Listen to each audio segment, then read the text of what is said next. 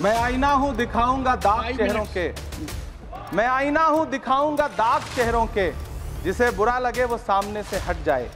सभापति महोदय, दुनिया के सबसे बड़े लोकतंत्र का महापर्व चुनाव गुजर चुका है।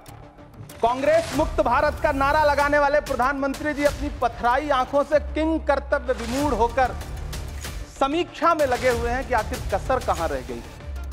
सभापति महोदय, सारे प्रहसन किए गए, भाषाई मर्यादा को तार तार किया गया, एक पूरी कौम को घुसपैठिया पुकारा गया, मछली मंगल सूत्र भैंस से होते हुए मुजरा जैसे शब्दों से भाषणों को सजाया गया, चुने हुए मुख्यमंत्रियों को जेल भेजा गया, महाराष्ट्र में राजनीतिक दलों को तोड़ा गया, उनके सिंबल छीने गए, चाहे वो शिवसेना हो चाहे वो एनसीपी हो, विपक्ष के सबसे बड़े दल के बैंक अकाउंट को फ्रीज किया गया।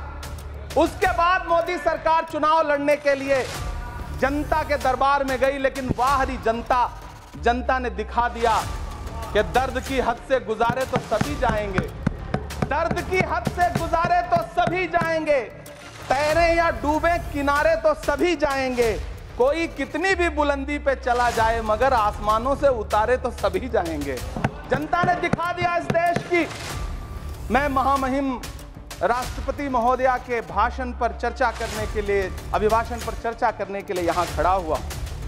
सरकारी भाषण की मजबूरियां होती हैं, सरकार की तारीफ करनी पड़ती है, लेकिन जिस एक शब्द के इर्द गिर्द पूरा भाषण बुना गया था वो था अमृतकाल।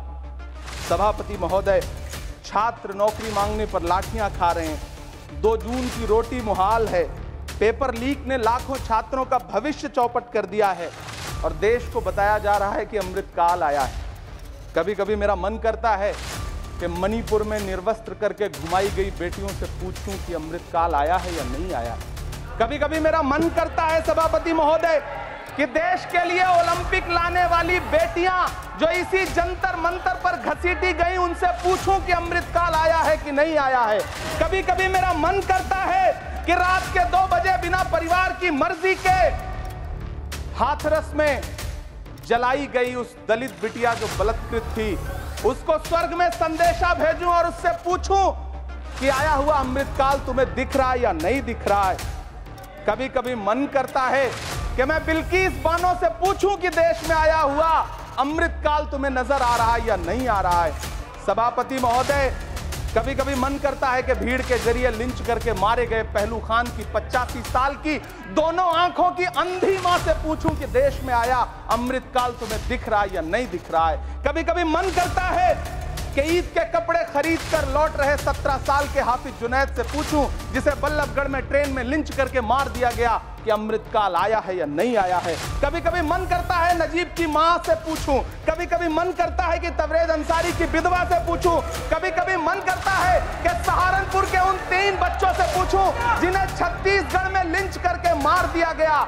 सभापति महोदय, कभी कभी मन करता है कि मैं गुजरात के चिखोदरा में क्रिकेट मैदान में लिंच करके मार दिए गए सलमान बोहरा के परिवार से पूछूं कि अमृतकाल आया है या नहीं आया है।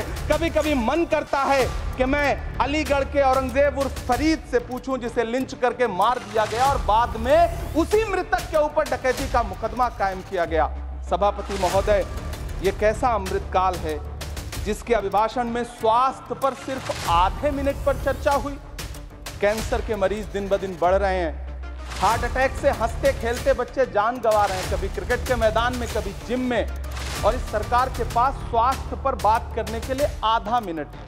सभापति महोदय, कोविड वैक्सीन को लेकर के लंदन की अदालत से जो तथ्य देश के सामने आए हैं, उन्होंने भय फैला रखा है।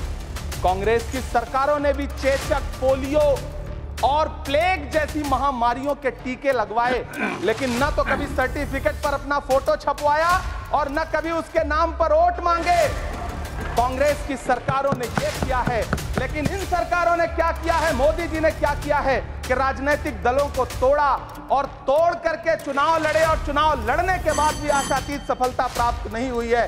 सभापति महोदय, अंतिम 1 मिनट आपसे लूंगा, मुझसे बहुत सारे। आधा minute please. 1 minute sir. You have made a speech, you know what you have did. अंत में सभापति महोदय, मैं अंत में यही कहना चाहता हूं कि चुनाव समाप्त हो चुके हैं, सरकार बन चुकी है, लेकिन मुझे इस देश के प्रधानमंत्री जी से यह कहना है कि आप नारे लगाते थे सबका साथ सबका विकास।